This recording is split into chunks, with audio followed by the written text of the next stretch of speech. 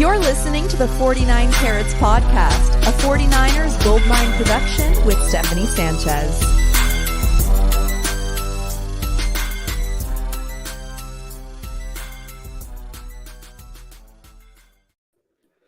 What's going on, everyone, and welcome to another edition of the 49 Carats Podcast. I'm your host, Steph, and this is my first episode without my now former co-host, Angie. Angie, we miss you. But this is going to be a great episode, and I'm not entirely alone. I have a guest with me today. He is the columnist for the Bay Area News Group, writing about the Bay Area sports teams for the San Jose Mercury News and the East Bay Times, and he is also the host of KNBR Tonight. But this morning, I have him on my podcast, Dieter Kurtenbach. How you doing today, how's sir? it going? I'm doing great. Thanks for having me. Of course. So really the reason that I wanted to have you on the podcast was because you've been pretty vocal about your displeasure of the 49ers and how they've handled the Jimmy Garoppolo situation, which I appreciate, by the way. I love that type of content, just always keeping it honest, keeping it real. Yeah. And so I feel like they really screwed the pooch on this one because Jimmy Garoppolo, he's still on the roster. And I want to talk about, what options they have with him going forward because, they do have more than one or two. But before we do that, I just want to get your thoughts. How did we get here? In your mind, what did the 49ers screw up in order to get here? And why is Jimmy Garoppolo still on the roster? That's the $26 million question, isn't it? I don't necessarily think that the 49ers screwed up in terms of not being able to get him anywhere this year, right? Like, clearly there wasn't a market for him. And that's where I think the 49ers screwed up. This has been a long con on their end, right? They draft Trey Lance last year. They shopped Jimmy Garoppolo before they drafted Trey Lance last year because Trey Lance is the future of the team, whether Jimmy Garoppolo is there or not. So they could have done the transition before he was drafted, and then you go with a rookie quarterback. You can do it a year later. They thought, hey, best idea. We give Trey a year on the bench. We let him compete. Maybe this sparks something in Jimmy, and that would be good news for us because then we can trade him for the going rate of 2 second-round picks. That's what they've told everybody in the NFL for more than a year now. It's 2 second-round picks for Jimmy. No one has come even remotely close to getting to that level. The best that I've heard actually on the table, take it or leave it, let's do business, is a 6th-round pick, and that was before last year's draft. I didn't hear of any, actual trade offers. Now, there were a lot of conversations, a lot of conjecture, a lot of just spitballing of, okay, well, if we do this and that, but nothing like, hey, okay, we can draw this up. We can send it to the league office. We can get this thing done in 5 minutes. All you need to say is yes.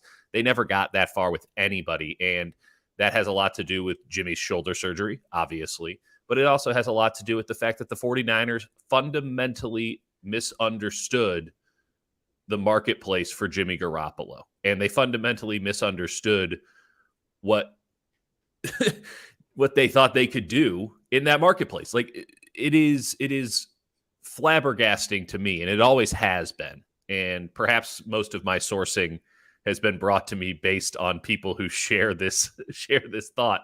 But it's been flabbergasting to me how they thought that they could pull a Alex Smith, Patrick Mahomes-like situation with Jimmy Garoppolo. It never aligned with reality. And I think that Kyle Shanahan can look at this thing two ways, because let's not forget that while John Lynch was tasked with getting this done, and he didn't, Kyle Shanahan's the one who calls the shots down in Santa Clara. And he can look at it two ways. The first way is he can look at it as a humbling experience. He tried to play long con. He thought he was the smartest guy in the room. Hey, we can have our cake and eat it too. We can get Trey Lance. We can rest him for a year, and it's all going to work out great because we're going to build up Jimmy's. There was 14 steps to this plan, and it broke down after step 3. So he can take that as a humbling experience and say, okay, maybe we don't get so pie in the sky when we're doing stuff. Maybe the NFL is a week-to-week league, much less a year-to-year league, and maybe we should just take it one step at a time and kind of just take what's in front of us and win the day. Sorry to use Pete Carroll there. Or he could view it as the ultimate compliment that nobody wants Jimmy Garoppolo. And it's the ultimate compliment because if I've heard it from one person, I've heard it from a dozen in the NFL. If Kyle can't get Jimmy Garoppolo to be an ace quarterback, what the hell are we going to do with them? I mean, Kyle is viewed as an offensive god around the league. And we're going to find out just how much of an offensive god he is versus how much Mike McDaniel was in the near future. And certainly he's fantastic at what he does, regardless of who's around him. And he hires really well with his coaching staff. Not here to bash Kyle in terms of the X's and O's. He's as good as it gets. But everybody around the NFL knows that he's as good as it gets. And they know that, let's be real, he was making Jimmy look a lot better than Jimmy probably was. And all these other coaches, credit to them. They have some self-awareness. I'm not Kyle Shanahan, and Kyle Shanahan couldn't get it done with number 10. So why would I want number 10, who, by the way, cost $26 million, who's coming off of the kiss of death injury, shoulder surgery for a quarterback, and, isn't very good. So other than that, easy way to trade him. Yeah, you bring up some good points, and especially with the fact that they definitely overvalued, his market, even dating back to last offseason. Yes. And you would think they would have, kind of figured it out last season. Okay, maybe he's not worth this much, maybe going into this season, we can kind of change it up, especially because he had the shoulder injury. So you also bring that up. I think there's so many elements to this and layers and reasons why, Jimmy Garoppolo is still on this roster. And you mentioned a lot of them just now.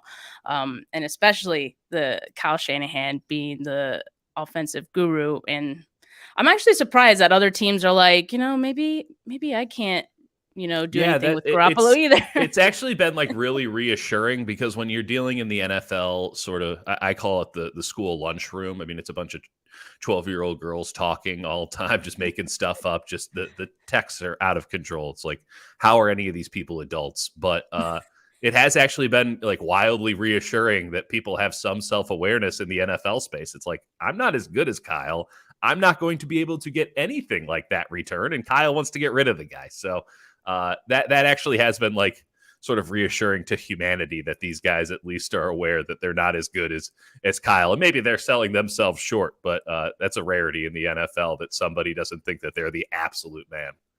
Right. It's a bit of a double-edged sword for Kyle Shanahan as well. Totally. So, okay, we know why Jimmy Garoppolo is still on this roster, but we also know that there are a few things that they can do with him still, right? And so there are a number of options. And actually, I wanted to share this. I created this little Google form thing, and we could go through it really quick with all the options. If I'm missing one, let me know. I could probably add it on there. But okay. So I have the number one option, the plan A, already marked here as the best option, and that is trade him before the draft. Although it seems like there's a very slim chance of that actually happening. Takes two to tango, Steph. Yeah. Takes two to tango, and nobody else wants to dance. Exactly. And no one wants to let Jimmy Garoppolo on the quarterback carousel. That's my favorite saying of this whole I love fiasco. The quarterback carousel. I just imagining a bunch of quarterbacks sitting and going around in a circle on some pretty horses. That makes me happy to think about. Right. So I want to get your thoughts. What do you think needs to happen for this number one option to take place, if it's even possible at all, right? Number one option to take place, I think we're talking about two teams. Obviously, there's only two possibilities now. I'm 6'9", so whenever I have to get clothes or buy a car or something, I've always found it actually somewhat reassuring that there are fewer options available to me because I just don't fit in stuff. That's kind of where the 49ers are at now. It's almost reassuring that there are only two teams available. You can really focus in. It's not this big nebulous concept. So we're talking about Carolina and we're talking about the Seattle Seahawks. Now, I do think, and via conversation, the way things are going now in Seattle, you want to talk about nebulous, there's a peculiarity to everything that they're doing. It's clear that the team doesn't have an owner. There's power struggles going on left and right. but they're telling everybody around the league, hey, we're really down with Drew Lock. I don't believe them, because I'd like to give them the benefit of the doubt in thinking that they've seen Drew Lock play football. I've watched Drew Lock take every snap in SEC and damn near every snap at the NFL level. He ain't the guy. And if you want to use him as a bridge quarterback, that's fine. But I think Jimmy Garoppolo would be a much better option as a bridge quarterback, even if he doesn't show up until training camp. That would require the 49ers, though, to get on the phone and call John Schneider of the Seattle Seahawks and say, hey, we'd like to trade inside the division at the most important position. I don't see that happening, but it could. And that would, it's something that they'd be really reticent to do, just on the basis of they, again, still overvalue Jimmy. And by overvaluing Jimmy, they think that could be a mistake. That, okay, we got to face this guy twice a year. And while most fans that I hear from say that sounds fantastic, Jimmy Garoppolo twice a year, that'd be Fred Warner's field day. The 49ers, again, they overvalue him, so they seem to think that could end up being a problem. And they're sort of hedging this bet with Trey. They refuse to go all in on Trey, and that's obviously been, the case in point is they kept Jimmy. They refused to do the full-on aggressive thing, and the fullest, most aggressive thing ever would absolutely be trade Jimmy Garoppolo in division. I don't think that will happen, but clearly the 49ers are aware that Seattle would pick him up if he was a free agent. With Carolina, the way to trade him before the draft, I don't think exists, because I do believe, unless they want to make it very clear to everyone right here, right now, that they're not interested in Malik Willis. And everything that I hear is the exact opposite, that Malik Willis is very much on the table, if not the pick at number 6 for Carolina. So if that was the case, given the mutual disinterest, and I loved that reporting earlier this week, I think it was Ian Rappaport, the mutual disinterest between Baker Mayfield and the Carolina Panthers, that leaves you, one guy, and that one guy would be Jimmy Garoppolo. Now, Carolina could have at any point made an offer to the San Francisco 49ers, could have at any point proven that they were interested in Jimmy Garoppolo. That has not happened. So I would put this at 5% chance max that Jimmy gets traded before the draft, but it would unquestionably be the best option for San Francisco. And I would probably have to, say a few things saying, oh, John Lynch figured it out. Good on them. I overreacted. But I'm willing to take my chance in the 95% right now. Yeah, I agree. And then I did actually see a report earlier this morning from the GM. And I guess he said that, Darnold's in the lead for the quarterback spot. Who is he in competition with exactly? It's like, what does that even, what does that even mean, right? Philip Walker, is that a guy? Yeah, I mean, they might go Christian McCaffrey at the Wildcat. That'd be good. I actually posited to somebody who I really, really trust in the league, who would be somebody who's, whatever. I really, really trust him. We don't need to get any further than that. And I suggested, why don't the 49ers, in order to just get off some of this money, right? Okay. So now just to free up some cap space, why don't they trade Sam Darnold for Jimmy Garoppolo straight up? And because Sam Darnold's never going to be a starter in this league again, but maybe Kyle liked him coming out of the draft. I don't actually know. Well, that should be information that's widely available, but I haven't actually heard anything about that. And then, then you get an early look at him as a backup for Trey. And if Trey is going to be a running quarterback, I think you do need to have a at least reasonably viable backup, something beyond a Nate Sudfeld in the pocket, just in case something goes wrong for a game or two, because you have a running quarterback. So that was I suggested that about 3-4 weeks ago, right when everything was really starting to hit the fan. And I was told flat out that I'm an idiot for even suggesting that. But I saw Peter King suggest that yesterday, and no one would call Peter King an idiot. So I'm going to circle back with that person and just make fun of them and call them an idiot, because I still think that would actually be a good trade for the 49ers. They'd get something. They would save a little bit of money, but not all. It's just this sort of mutually assured mediocrity for both Carolina and the San Francisco 49ers. And at this point, that might be as good as you can get. Right. I want to circle back to a comment that we got from Jason. He asked, how tall? Because you mentioned how 6'9". tall you were. 6'9". Holy Yeah. shit.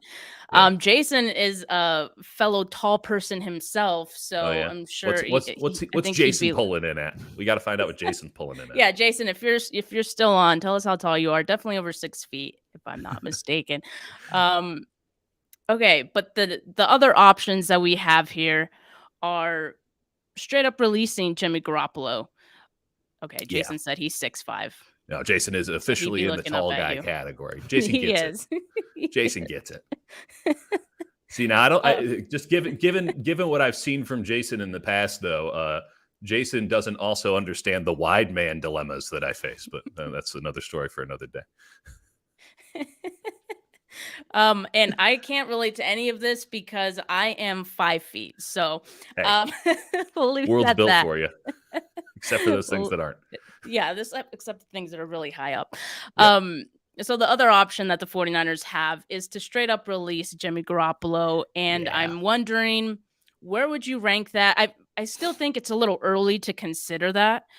I think it's a little late, honestly. I mean, if they Really? were going to do Okay. it, if they were going to do it, they should have done it weeks ago. Because if Hmm. that would have allowed them more room, right? Like that would have allowed them more space. Yeah, you're right. Metaphor I've been using, and it's probably not germane to anything, but it works for me. So hop on board. You go to the grocery store, you got a certain amount of money, you can get the stuff that you were initially shopping for, right? And the 49ers had that. They had a certain budget, they had certain things they were looking for, and they bought according to that budget. But imagine if you doubled or tripled that budget, all the cool stuff that you could maybe pick up because, oh man, I didn't know that was here. Let's try that out. Let's put this on. And by the way, because it's the NFL and everything is year to year with contracts, yeah, you can explore the space a little bit. You can dabble. You can treat yourself. You can do all these things. But by keeping Jimmy on the books throughout this process, and then they're probably going to restructure everybody anyway. Maybe they went a little bit deeper with the restructures than they initially thought. But basically having to do a bunch of stuff, not to create cap space, but to become cap compliant because Jimmy Garoppolo is sitting there like a $26 million anvil, that limited what the 49ers could do in theory in free agency. Might they have been able to give a better offer or any offer at all to Laken Tomlinson?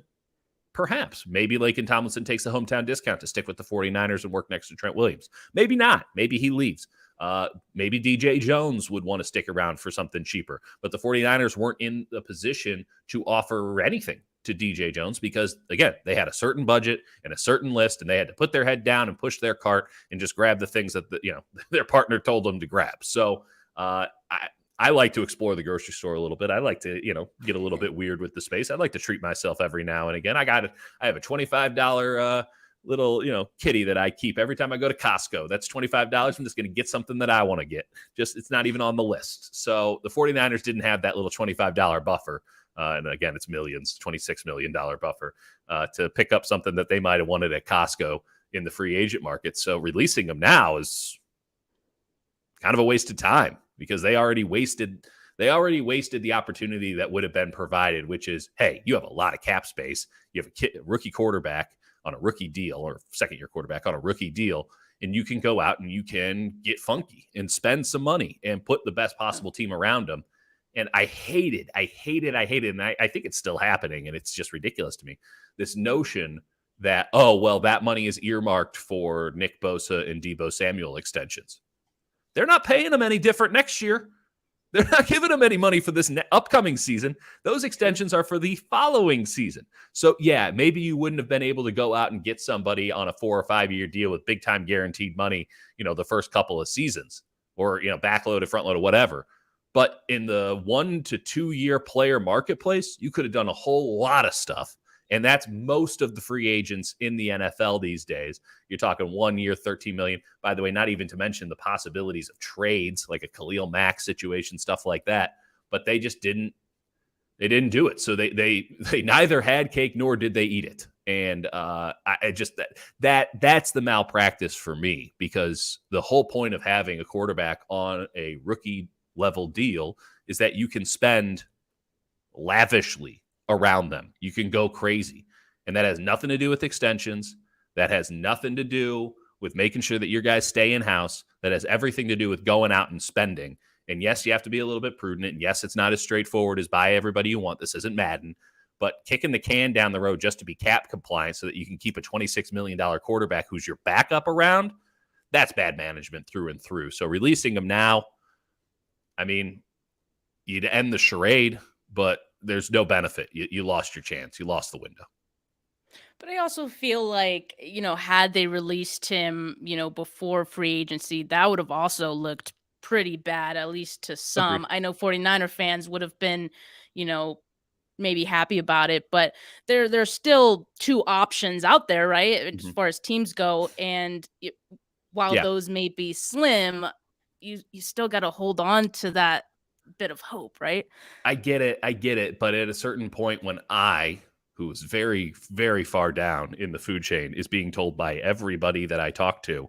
And again, I don't dispute the possibility of sort of source anchoring, where a lot of my sources are like-minded in me and thinking that Jimmy isn't an elite quarterback in this league and really shouldn't be a starter in this league. So that's where you cultivate. And I'm sure someone who's very pro-Jimmy attracts pro-Jimmy people. But when everybody that I talk to says there's no market for him, and I'm very happy to report that and very happy to say that at any juncture, because these are people that I trust and these are people that have been right 99 times out of 100. I don't understand what the 49ers were looking at that was any different. I really just don't get it. 49ers don't leak very much. 49ers don't have a lot of people inside the organization that are open talkers. There's a couple, and they're deeply appreciated. But I try to do most of my sourcing, most of my conversations with other teams around the league, because everybody's keeping tabs on everybody. And most of the time you get more of a truth via other teams than you do from the 49ers, because the 49ers can spin it. And the 49ers, and you just get ego involved in that, and other teams don't have the 49ers ego. So it has been abundantly clear to me, I guess even dating back to a year ago, when there was very little that was offered for Jimmy Garoppolo, that there just wasn't a trade market. So yes, getting rid of him at before all of the musical chairs have been sat in, it would have looked bad. No doubt about that. But at least they'd be admitting that there was no market for the dude. And by the way, I'm pretty sure that's not right.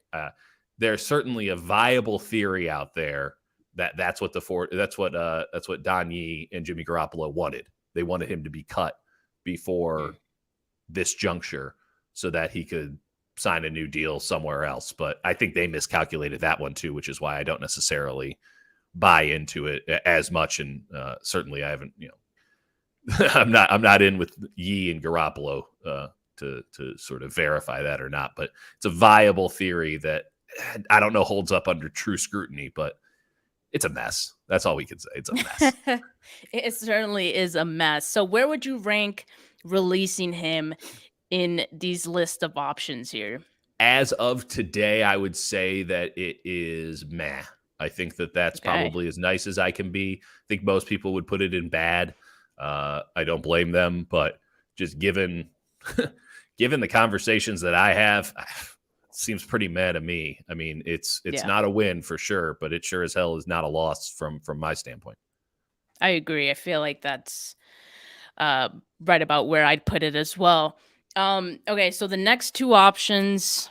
Okay, so the next option, hold on to him until another quarterback gets hurt. And again, if they do this, which every day that goes by, it seems like this is what they're moving towards. Clearly. If they do this, it's like, one, you're just wishful thinking, right? I mean, Totally. you can say it happens every year, right? And maybe not even another quarterback gets hurt, but maybe one of these rookie quarterbacks that one of these quarterback needy teams drafts, maybe he's not as good as they originally thought, and they have to pivot to looking elsewhere, right? So Jimmy Garoppolo then enters that conversation. That last part is more something that exists in concept and not in reality, because if you're drafting both of them, both options. I mean, I think that the best example we've had of the former is I call it the Sam Bradford trade. It was really the Teddy Bridgewater injury. And that is held up around the league as a cautionary tale of stupidity. Like, that's not like, oh, that's a thing that happens all the time. Like, no, Right. like the entire league is now built around not putting your team in a situation where that has to happen. Like, it hasn't happened since then. That was 2007, I think. I mean, it was forever ago. It might have been 2013. Who knows what years are anymore? Regardless, it was a long time ago, and it's just not something. It's almost the exception that proves the rule. Teams would, this is why they have a lot of developmental quarterbacks in the system. This is why Kyle Trask was a second-round pick. They just have, Sam Ehlinger exists. This is why teams just have young, cheap quarterbacks on the roster and will go 3 deep at quarterback in case something terrible happens to their starter in training camp or in off-season workouts or whatever. Then they can at least push the season forward on this notion of, here's this young guy, we're going to give him a shot. Here's a Duck Hodges, here's a Mason Rudolph. We're just going to give this guy a shot instead of mortgaging our future for 1 year of a mediocre quarterback. Again, it could happen. I don't think it's a plan. Maybe this works out though, because this isn't a plan. This is not something that happens and therefore you are in a position to strike. This is not a plan. This is wishful thinking. But considering how their original plan went, maybe wishful thinking is the way to go for this team. Maybe that's how they should be handling it, because their plan did not work at all. Yeah.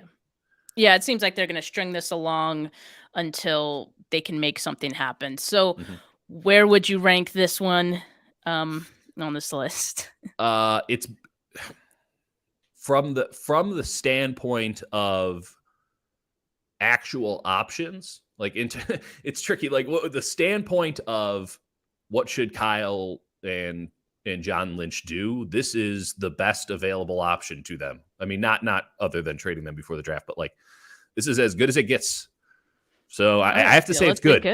Is it a plan? Should this be lauded? No, this is bad. This is like a downright fireable offense, but that's a macro statement. If we're really just breaking it down and saying, oh, well, of all of your options available today, is this a good one? It's like, yeah, but that doesn't mean it's a good one. It's a good option relative. They're all bad. Aside from trading them before the draft, all of these options are bad. Or trading them after the draft, but nobody's going to want them after. I mean, no one wants them before. No one's going to want them after. All of these words should be bad in just varying levels of bad. But I tried my best to be positive here. I appreciate that. I'm sorry I'm bringing everybody down. No, it's the reality that we live in. Yeah. Okay, so the next option is they can extend him to a short-term deal, and this is gross. Like, this is not an option I'm very fond of at all. The one pro it's going to happen, right?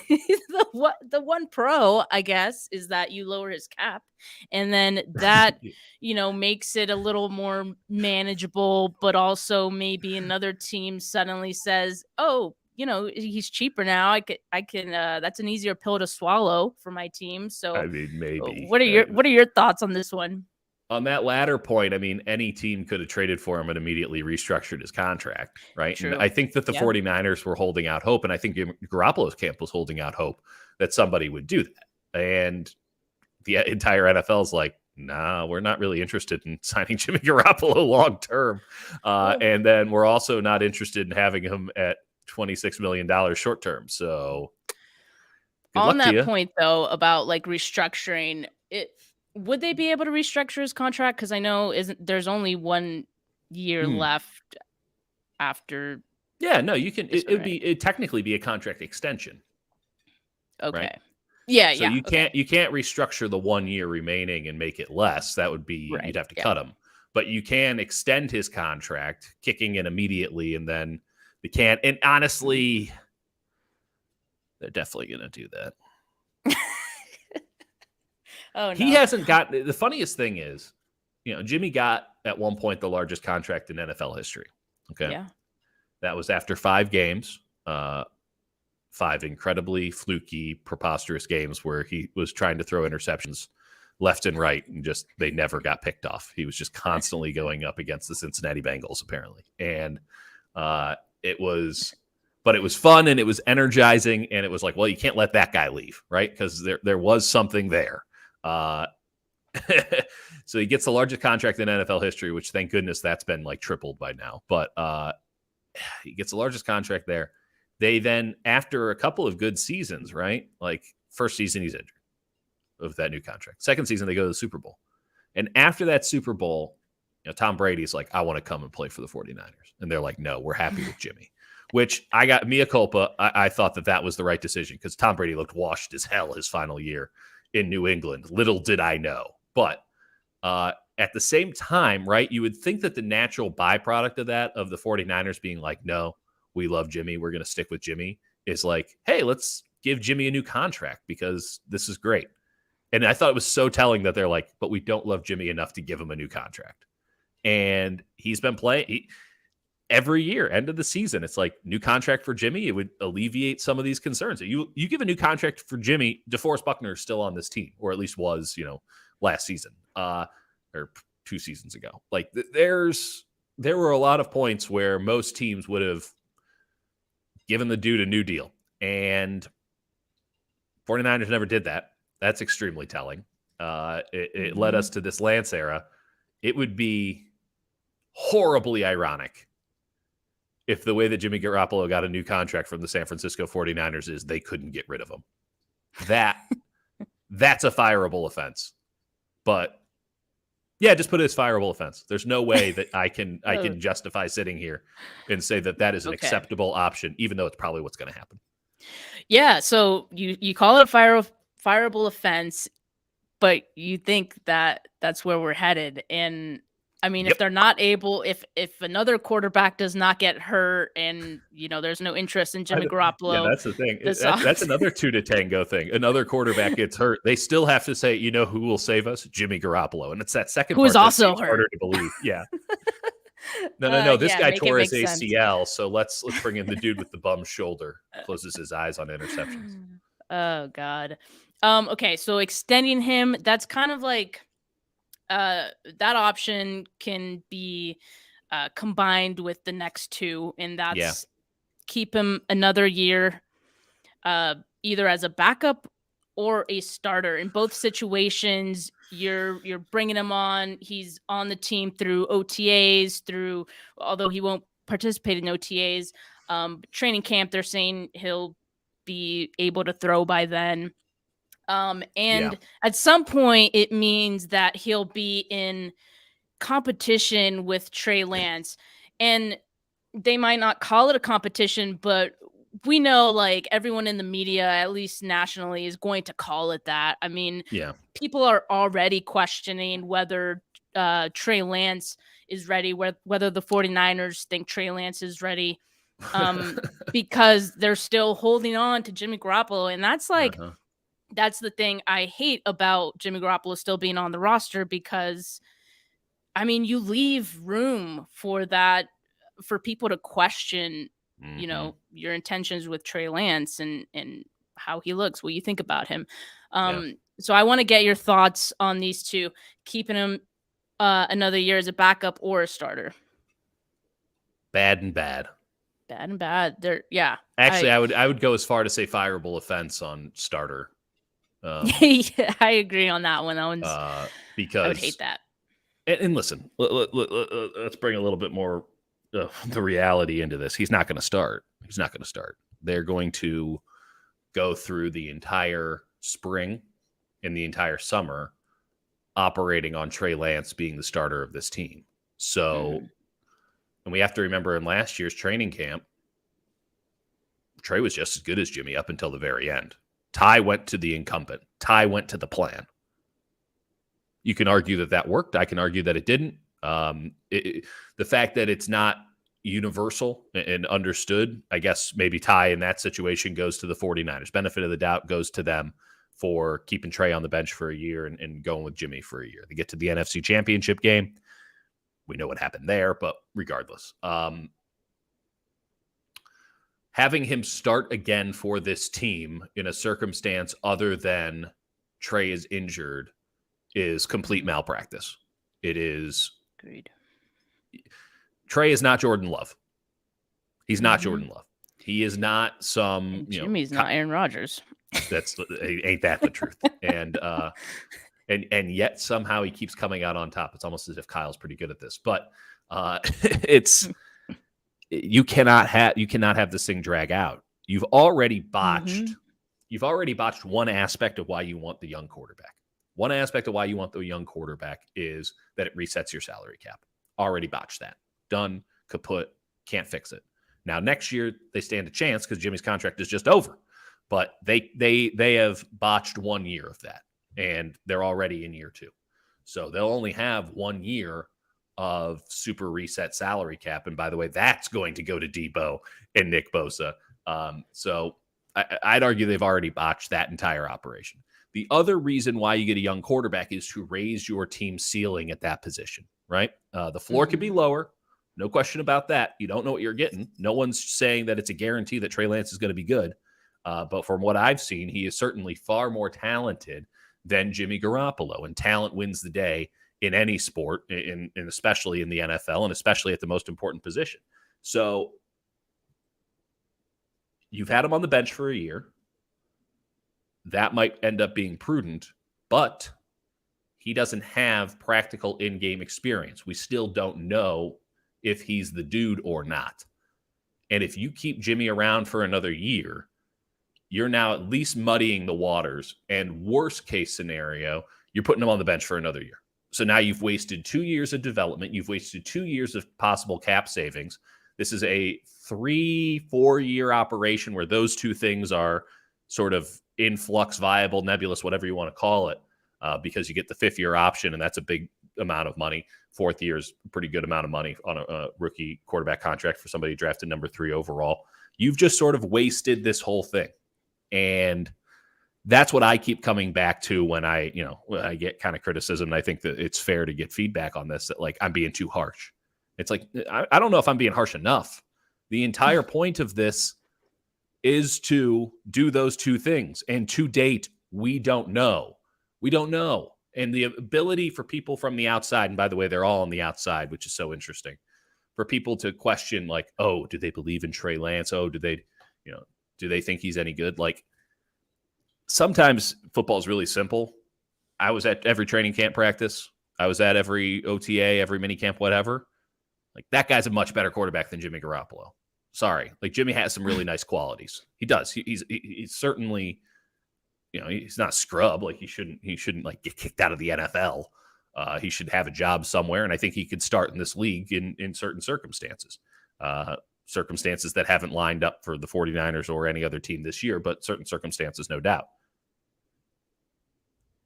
It's night and day. I mean, Trey operates on a different level of talent. Now, again, he might not have the stuff between the ears to go out there and play 17 games the way Kyle Shanahan wants him to play it, the way he wants to play it, to maximize that talent. But the ceiling is 5 stories taller than Jimmy Garoppolo. And the fact that we can't say that it's going to manifest right now, the fact that we don't know if it's going to work out, and that they head into this season with what they believe to be a Super Bowl caliber roster, albeit a roster that has not been maximized to its fullest potential. The fact that we're heading into this season and we can't say definitively if we know Trey Lance is good or not, or people on the outside can't say definitively if Trey Lance is good or not, that there's still some question around it. That's the botch job. That's the botch job. Exactly. You have to go all in on your quarterback. This is the best example, is if you have 2 quarterbacks, you have none. 49ers just want to keep operating in this none space because, frankly, it seems as if Kyle just wants to be the quarterback.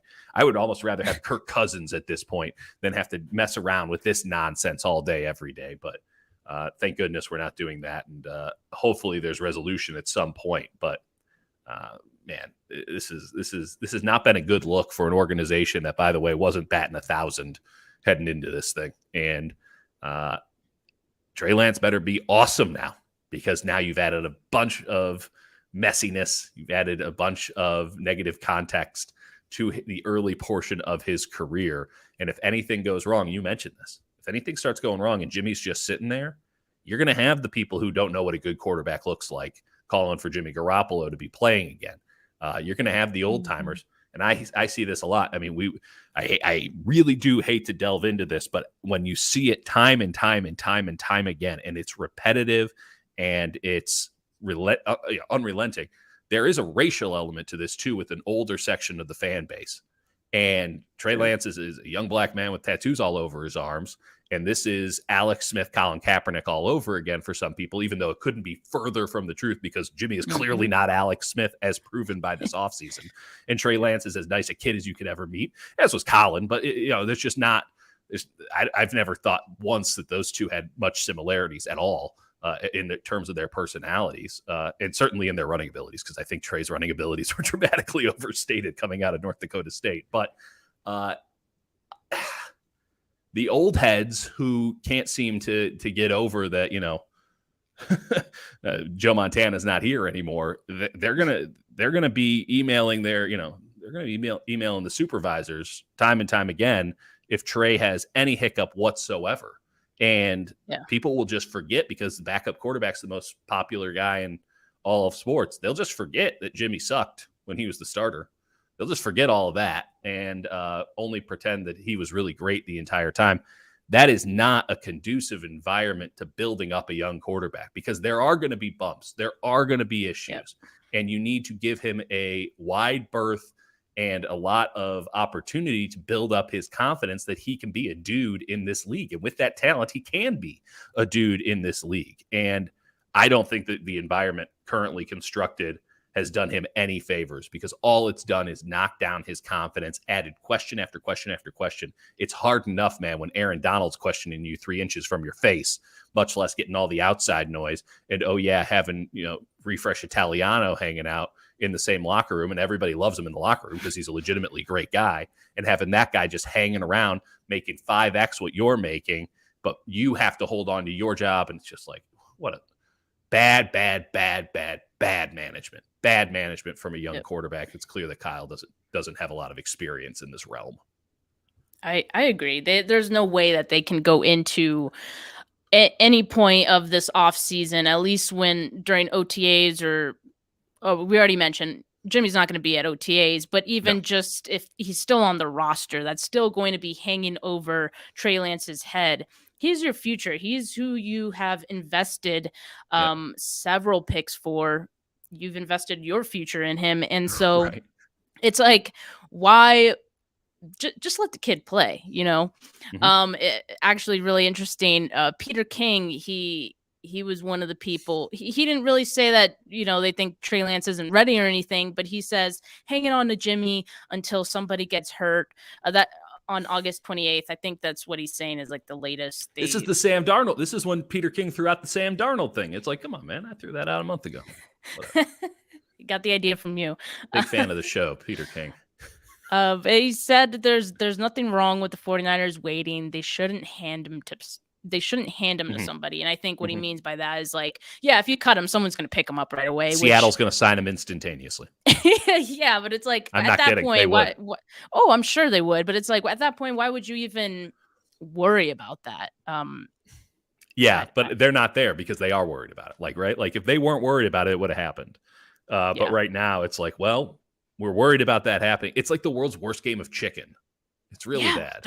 They're so bad at playing chicken, and it feels like they've been doing that all offseason. Like I kind of felt like they were playing a game of chicken with the Colts, and the Colts had all the leverage. So it's like, what are you doing? Like you're not going to win this game. My favorite part is basically they've been telling everybody around the NFL, like, we could keep him. Like, if you don't want to make a good trade for him, we can keep him. And the entire NFL's like, then keep him. Like, that sounds terrible for you. Like, what are you talking about? We could do it. Don't make us keep him. Go ahead and keep him. We don't really want him. We're going to go work out the most elaborate trade in the history of the NFL for Matt Ryan so we don't have to deal with you anymore. We're going to convince Atlanta to take a $40 million dead cap hit so that we can get Matt Ryan, just so you shut up.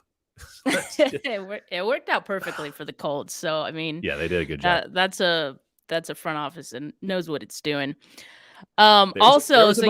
There was a moment there though where they were rocking Sam Ehlinger. No, it was scary. It was scary there for a bit for them. Yeah. So you probably know this. Mike Florio, he was on KNBR yesterday, and he said, I will not be surprised at all if Jimmy Garoppolo ends up playing for the 49ers in another year.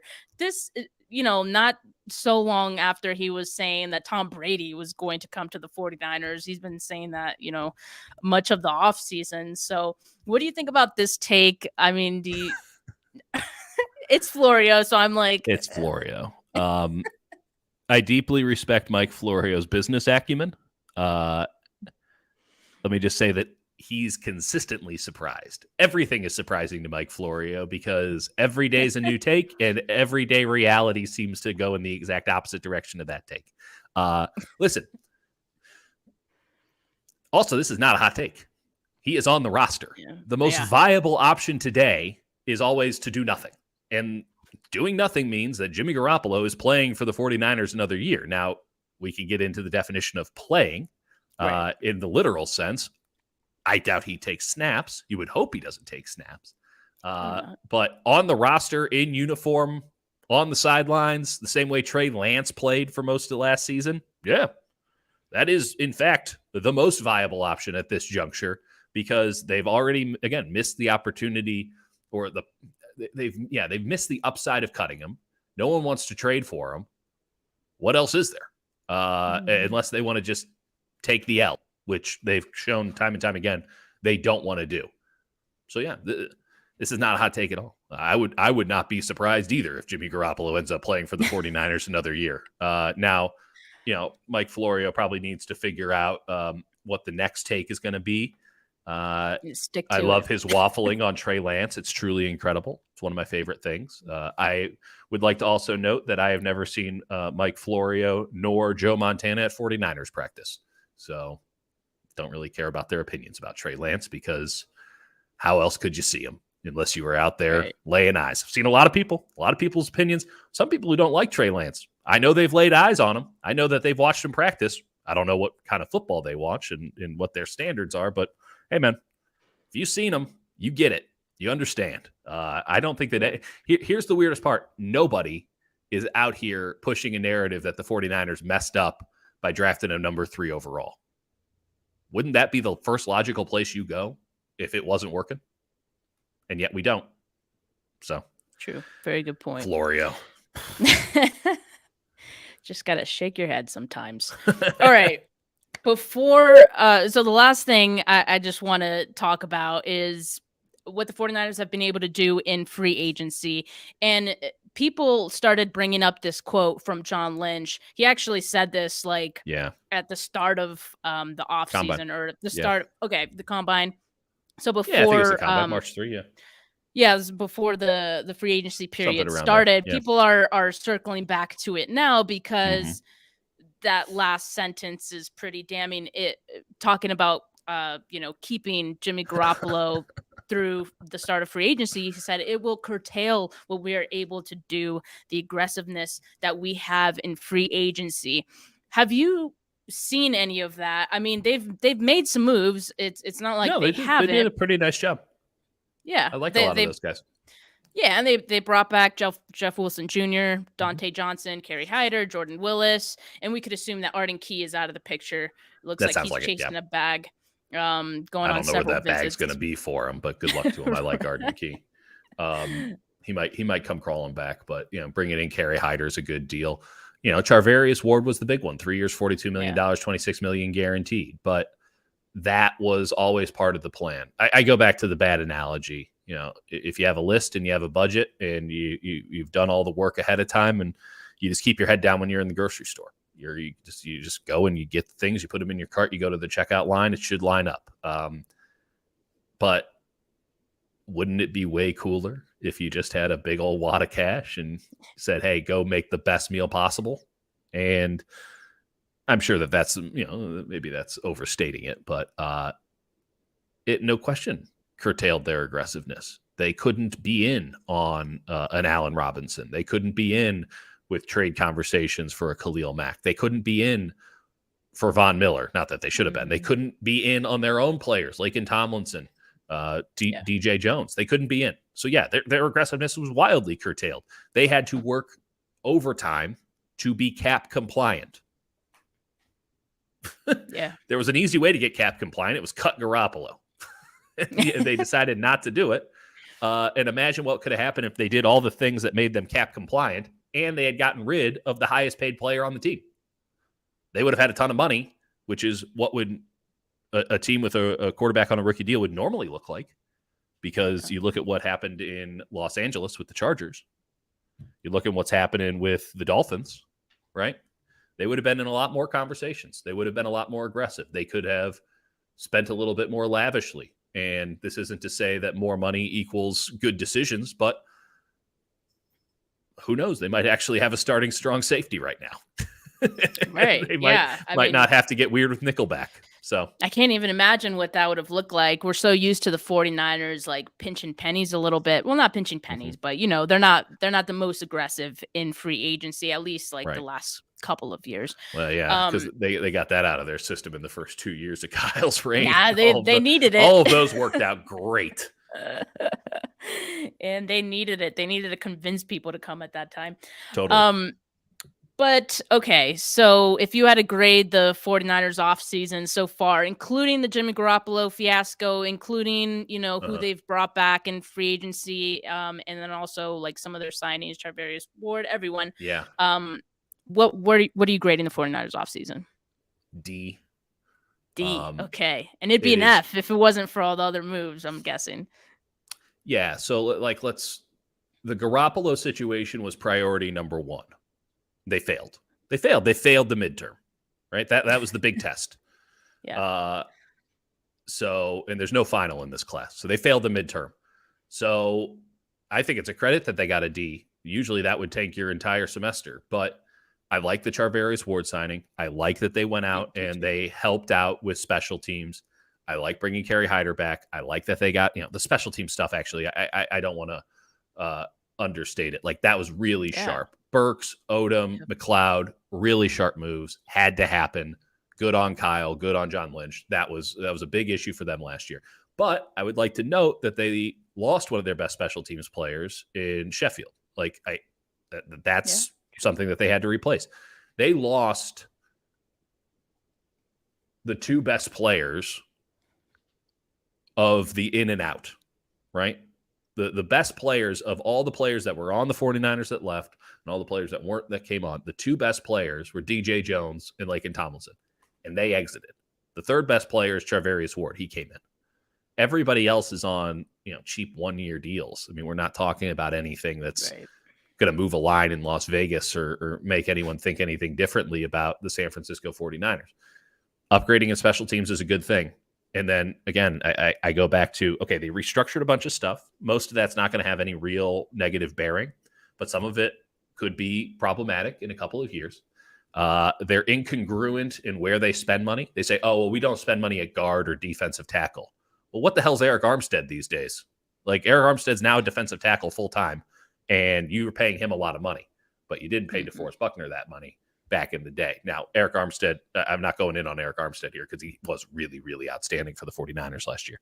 They're talking about extensions that wouldn't kick in for another year. There's no coherent plan because they failed the midterm. So they're scrapping together all the extra credit that they can get. All of, they're putting in their homework early, all this stuff. They're just doing their best on all of these little bitty things to try to distract you from the fact that they failed the midterm. And until that midterm is made up, or they just take the L and say that we can't get a better grade, they get a D. And honestly, I think I'm being generous there because that's fair. They didn't just fail it. I mean, like they might as well have not shown up. It would have looked better on the transcript. Oh, wow. Yeah, no, that's totally fair.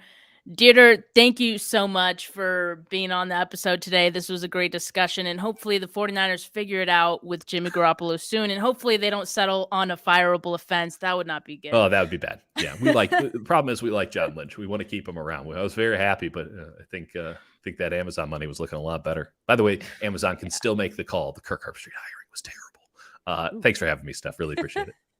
Of course. Thank you so much, guys, for watching or listening. If you're an audio listener, make sure to like this video. All right. Have a good Friday. Have a good weekend, everyone. Peace.